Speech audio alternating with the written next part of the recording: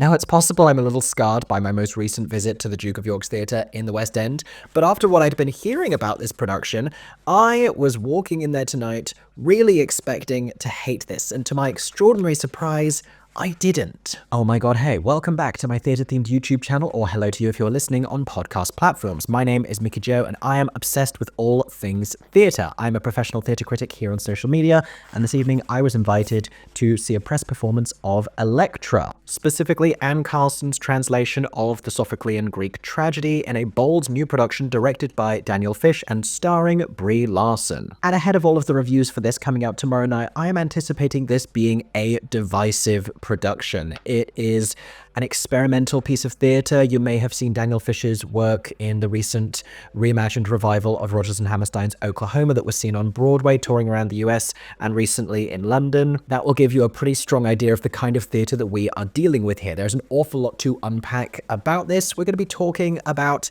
who this is for and whether this is even being performed in the right building and the ethos behind it, and whether it's pretentious and whether that's a bad thing. But my attempt here, as I talk through just about every facet of this production, including its creative choices and the performances of its cast, is to convey to you that this is not the tragedy it is being made out to be on social media. That being said, as we know, art is inherently subjective, and I am very curious to hear the opinions of other theatregoers as well. If you have already seen ELEKTRA in the West End or on its pre-West End run in Brighton, let us know what you thought about it in the comment section down below. As always, make sure you're subscribed, make sure you're following me wherever you are seeing my face or hearing my voice so you don't miss any of my upcoming reviews. It is a huge week for plays here in London, including Greek tragedies. This is my first of two before Friday. So if you like this one, there is plenty for you to look forward to. Here it is, what I thought of ELEKTRA. Let's start with the big picture stuff then. This is a bold production from Daniel Fish. Like I said, experimental, bound to be divisive. It is inherently, I think, quite pretentious. And on the one hand, I think it presumes a certain amount about your familiarity with Greek tragedy and the context in which all of this is happening, because it does not contend with the labor of storytelling all that much. That being said, I think Anne Carson's beautiful poetic translation of the Sophoclean is not that inaccessible.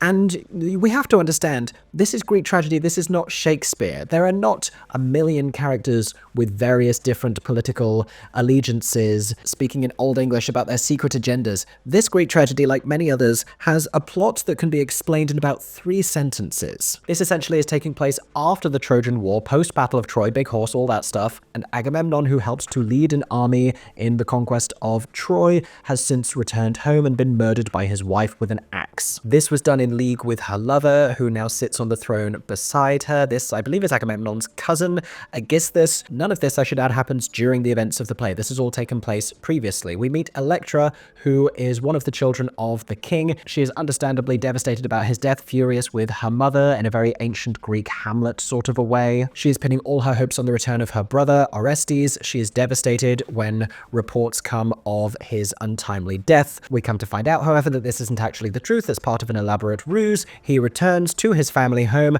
and murders his mother and sets about killing her lover, and that is where the play ends. Not that many things happen, just like how in Oedipus, not that many things happen. These are not plays about events. These are plays about emotions and about relationships and about fateful choices and philosophical quandaries and moral implications, and everything playing out in this wild emotional spectrum because you have the divine intervention of the gods who they are beseeching and appealing to and enraging all the time. Hell, the alleged reason that Clytemnestra killed her husband in the first place is because she was still salty about his sacrifice of their daughter Iphigenia, which itself was done at the behest of the goddess Artemis. And again, it was all to do with the Trojan War, which was kind of Aphrodite's fault. And if we go back far enough, everything is Zeus's fault. Like eventually, like if you go back, it's all Zeus's fault. Anyway, the point of all this is, why do we revive Greek tragedy? Why do we stage Greek tragedy if it's not about events? Because we're so used to,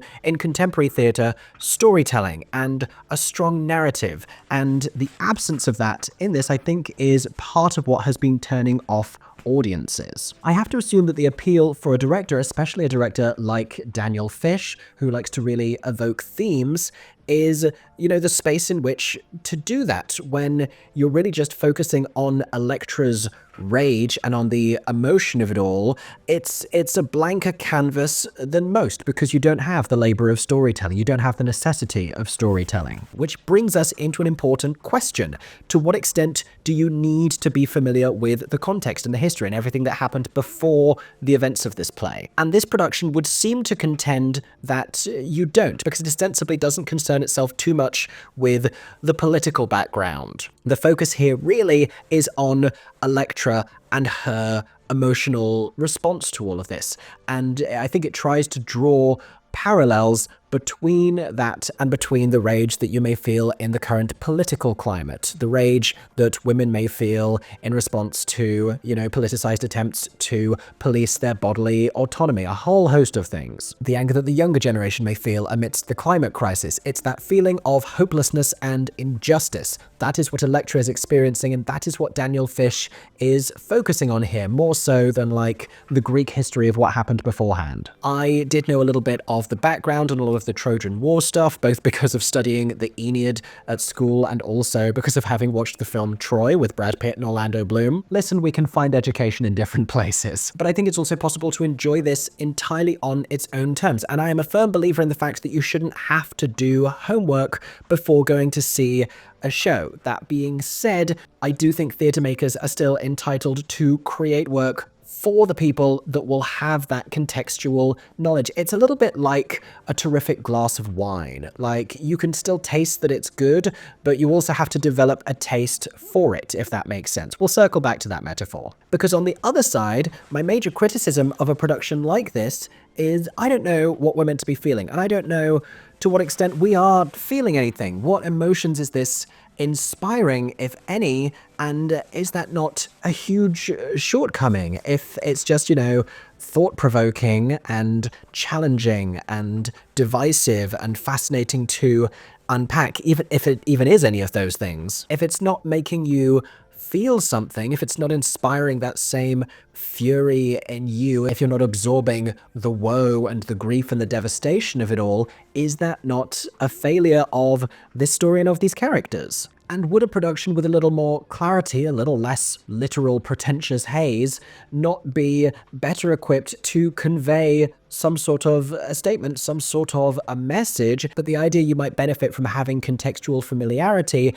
is not unique to this production. In fact, you could say the same thing about Captain Marvel, the Marvel Cinematic Universe superhero film, for which Brie Larson is perhaps best known to many audiences. For a lot of audiences, potentially the reason they've booked tickets to go and see her in Elektra. Inarguably, to enjoy that film wholeheartedly and entirely, you ought to have familiarized yourself with the Marvel Cinematic Universe films which came beforehand, even though it's a prequel, to gain an appreciation for all of the supporting characters you encounter and for the weight of it all and the implications of it all. You can enjoy it on its own terms, but to fully appreciate and understand it, you need to have seen like upwards of a dozen films. So for calling this elitist and pretentious for expecting audiences to have done a certain amount of theatrical homework, then you could say the same thing about that movie. Anyway, I've talked enough about the ethos and the philosophy of this piece of theatre. Let's actually talk about it.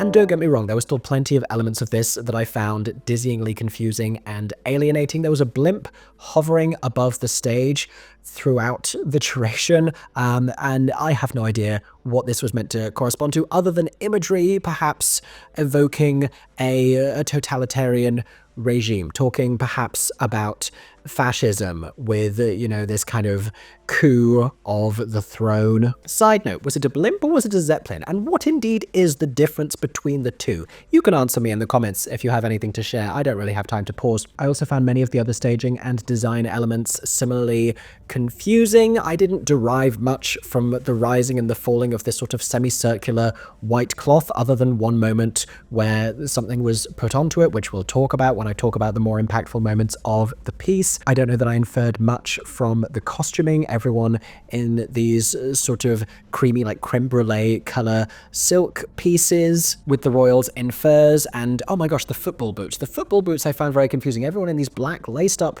like ankle high football boots but Electra's sister wearing a pair which were like electric blue, and Orestes' his were red or like a sort of a coral. I thought some of the blocking was pedestrian, almost amateurish, with Elektra upstaged, facing away from the audience, delivering a hugely important speech to her mother during their one and only interaction. This happened a handful more times. And for so many of the choices that did really land with me, that I thought were effective and powerful, they didn't really feel like home runs. In each instance, there was something about them I wish had been taken a little further. I wish had been given a little more impact and meaning. The thing that I was searching for here was meaning. But there is a lot that I was able to take from it. Here is my biggest takeaway. I think the most important relationship in this was that between Elektra and the chorus. It's an all-female chorus. They spoke almost always in unison in this sort of pitched, harmonized delivery. It wasn't quite singing, although it featured a handful of sustained notes.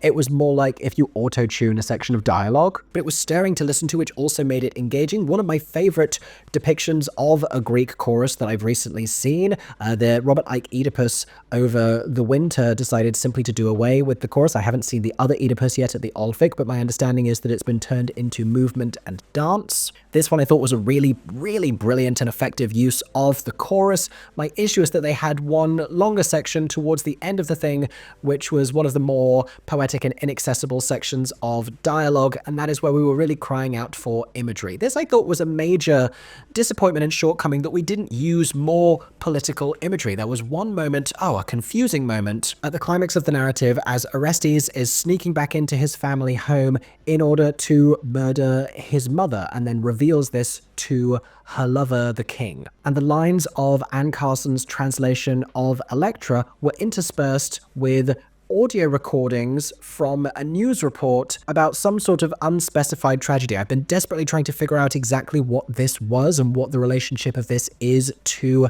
Elektra, and my only inference here is that this moment, historically in Elektra, is the moment where Clytemnestra's body is concealed under a sheet, and Orestes, who is not recognizable to his family for reasons, pretends that he is about to present his own body, the body of Orestes, to Aegisthus, but then it is revealed to be Clytemnestra. And so these news reports of people going and finding and identifying the bodies of their loved ones has some sort of resonance there, but without any kind of imagery to link to that, it was confusing. I also think the play had the capacity to speak very much to the ongoing climate situation and also to the political climate, but it sort of refused to do so, or just wanted to let the emotions of the thing and the comparison within that speak for itself, which they did to some extent. In the scene that I mentioned when Elektra is arguing with her mother, you feel the familiarity of not necessarily a conversation with a parent about them killing your other parent, but it felt like a challenging conversation about political difference or some kind of other intergenerational divide. It definitely felt like it had a kinship to that. And while I'm hugely fatigued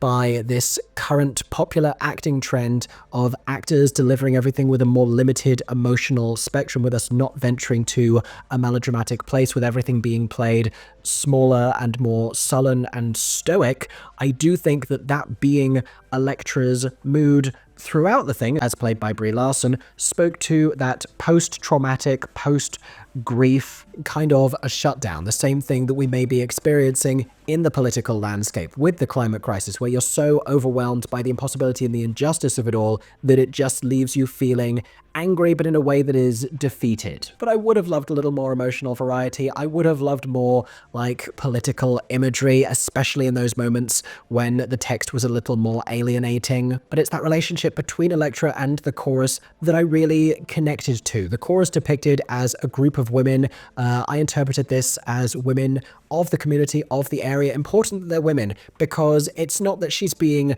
judged by them or cast out necessarily, but they are speaking to her in a way that seems to diminish her entitlement to her own feelings and to her own rage, and they offer her a sort of a generic encouragement peppered with platitudes, and she defies this and stands firm in her furious conviction. The context of which I think in this production scarcely matters. She's angry about the death of her father, but really it doesn't matter. It's about a woman finding this capacity for vengeance and having this capacity for vengeance and for fury and for rage and forsaking these presumptions of femininity that are in many ways being reinforced by the chorus. Elektra becomes a character grounded in her humanity rather than her femininity, and I think that's super interesting.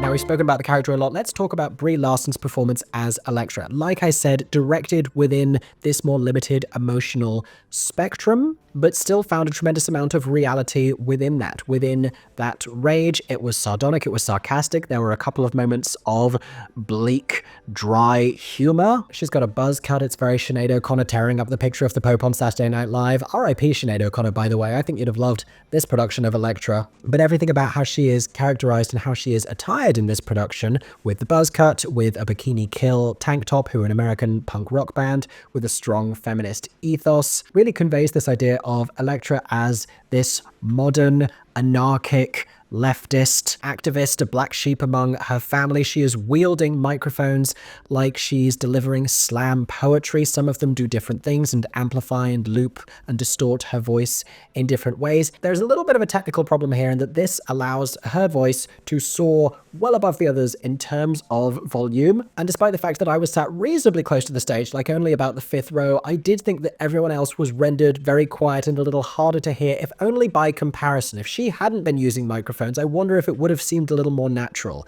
But in response to her, when half of the scene is being played into a microphone and the other half isn't, it was a little harder to hear Patrick Vaill as Orestes. It was a little harder to hear Stockard Channing as Clytemnestra. There's also a little vocal affectation that Brie Larson performs every time she says the word no, where it's like sustained and pitched on a higher note, which towards the end of the thing is delivered very defiantly in the face of, this dethroned dictator who wants to have the final word, which felt to me like a very understood guttural response in response to male political entitlement. And it's an affected choice. It's not naturalistic. It was part of a handful of repeated gestures and noises that accompanied the names of different characters. We heard what I believe to be a gunshot after the name of Agamemnon each time it was spoken, to remind us presumably of his murderous demise. There was a fist beat to the chest every time Orestes' name was said, to remind us of his allegiance to Elektra and her cause and their kinship to each other. There was a spit take to indicate the disgust for Aegisthus, a whole host of things like that, which I thought were helpful and stylistic and I liked. And it gave the whole thing this very ritualistic, sort of religious ceremonial feel to it as well. Brie Larson's Elektra is part anarchist leader at a rally, part slam poet, part priest at a pulpit, all mixed together. I also thought in particular that Stockard Channing and Patrick Vaill among the company did great work. Stockard Channing is featured only very briefly in this piece. Patrick Vaill has a handful of moments where he plays what are technically different accomplices to Orestes who are trying to propagate the false news of his death prior to his arrival. We don't see those in this version of Elektra. We just see them represented by him each time, which they may as well be. The first time we meet him, he's dressed as a race car driver, and he is describing Orestes' demise as a result of what I believe is a chariot accident, but the way it's delivered was made to sound like sports commentary, which I thought was an inspiring choice. You could inject a little more humor with that. There could be a little more humor throughout. I think that's a neglected device in this play, but I also think that Daniel Fish is a director who seems to concern himself more with the aesthetic of it all, and there were some strong aesthetic moments. The center of the stage features a revolve with a couple of strange-looking devices on it turning for much of the play. We come to find out that one of those is a rigged, I guess, a spray can that sprays a black line along this back cloth on the back wall, which slowly begins to drip down. That same black line is smeared across many of the company's costumes, and Elektra gets painted with it as it passes her, and there's black inky splatter across her neck, and it's dripping down her arms as it's dripping down the background. It feels like this infection, like this poison, like it's representative either of the darkness of their circumstances or by the inherent moral darkness of resolving to murder and seek vengeance, because both the king and queen already have these black marks on them. Orestes already has this black mark across his stomach. The Greek chorus already have these black marks smeared across their costumes. Is this meant to suggest that they are complicit in some way. I think I could spend a long time just considering the way in which this was utilized and the meaning of it all. But I also think while I want every single iteration and second of all of these directing choices to be entirely purposeful, it doesn't always feel like they are. Parts of the production feel a little more haphazardly placed. There is a moment when Orestes returns. By the end of this scene, he will be reunited with his sister, but at the beginning, she doesn't recognize him, he doesn't recognize her, and he doesn't identify himself initially. Instead, he presents her with what he claims are Orestes' remains, and she is understandably devastated by this. A few moments into this conversation, a smoke machine activates and fills the entire stage with a dense fog, obscuring both of these performers. We can hear their voices, but we can't see either of them, which is about as frustrating as it sounds. Now, if Electra were to be downstage and Orestes is obscured from her, you could understand the meaning of that she can't yet glimpse who he really is. Or if he were to be like a shadow slowly moving through it, but there isn't anything nearly as purposeful as that. Eventually, Electra walks through the fog, eventually it dissipates as it spreads out into the auditorium, but it also, and it's very possible the cue could have gone off slightly late, doesn't seem to begin at the moment that it ought to. It's one of many elements of this production that you sort of have to look at subsequently and try and unpack the meaning of, or foist a meaning onto.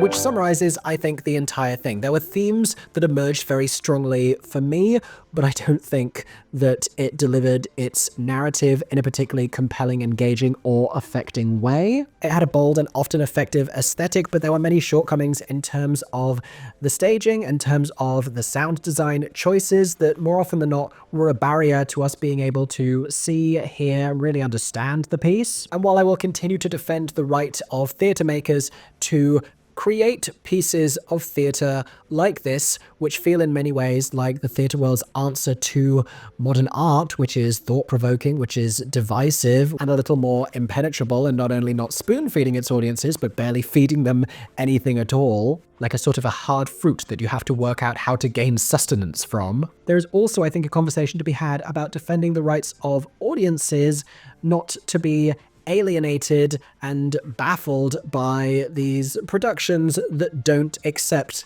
the labor of narrative clarity and storytelling. And I actually think that embracing that burden would not diminish pieces of theatre like this. I actually think often it would enhance them. It's my assertion that this is in entirely the wrong theatre. This has no business being in the commercial West End, and the starry casting, I think, unfortunately, draws an audience who are never going to enjoy this kind of theatre. If you're going to go and see Stockard Channing because she was Rizzo in Greece, then going to see her as Clytemnestra in a Greek tragedy is just not the right way to do it. And I'm not shaming people. I applaud people for going to see different types of theatre. But I also think we shouldn't punish bold and experimental versions of Greek tragedies for being exactly what they set out to be, just because they're attracting a more commercial audience who aren't necessarily familiar with it contextually. That being said, they chose to go to the Duke of York's, they chose to cast Stockard Channing and Brie Larson. But is it a little bit like, and there's no way to say this without sounding elitist and pretentious, and I preemptively apologize, but is it a little bit like